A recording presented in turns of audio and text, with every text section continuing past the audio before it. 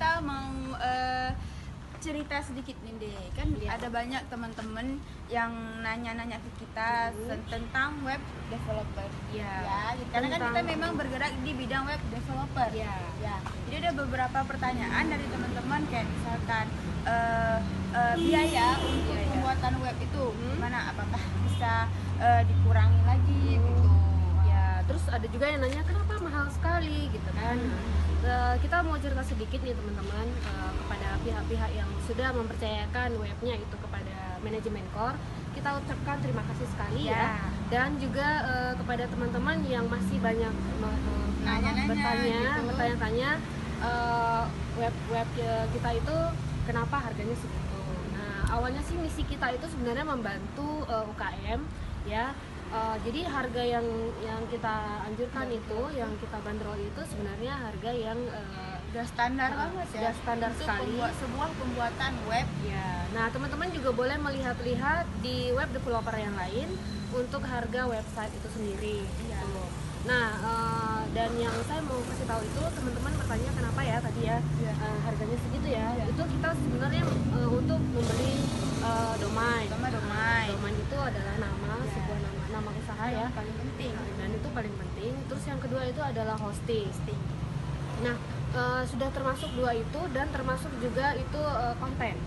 Ya, gitu. Jasa ya. Jadi selain uang hosting dan domain ada jasa. Ada jasa dan juga konten di dalamnya. Jadi kita juga sudah udah membuat itu dalam bentuk jadi dan teman-teman bisa langsung men-share pada yang lainnya maksudnya gitu kan. Bentuk foto, video, bahkan artikel yang kita update seminggu sekali itu juga kita bikinin. Ya, kita juga scale up itu dari maksudnya tahun ini kita rencananya scale up terus ya. Jadi kita pantau terus itu websitenya teman-teman selama ini ya.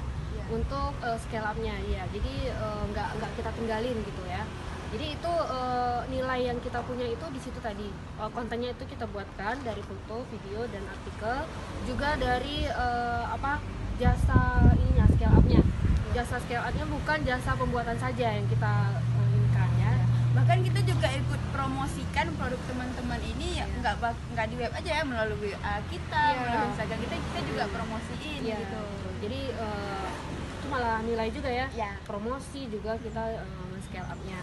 Nah, terus ada satu lagi nih deh, berkaitan tentang video-video yang sering kita ambil syuting gitu kan. Setiap event-event kita kan syuting, terus kita upload ke YouTube kita kan. Sekarang kan emang lagi maraknya itu youtuber gitu. Jadi ada beberapa temen juga yang nanya kita gitu soal ya udah deh gue pengen jadi youtuber aja, nggak usah buat web gitu kan. Ya itu silahkan, semua orang juga berhak dan punya kesempatan gitu tapi kan. sebenarnya kita bukan youtuber. Tapi kita tekankan di sini kenapa kita bikin video dan mengupload ke YouTube tadi berkaitan tentang konten. Ya, jasa konten yang kita bikin untuk teman-teman UKM yang bikin web sama kita. Jadi video yang ada di web itu kita linkkan dari YouTube agar webnya itu tidak berat ya. Jadi itu fungsi sebenarnya dari video-video YouTube yang selama ini kita bikin.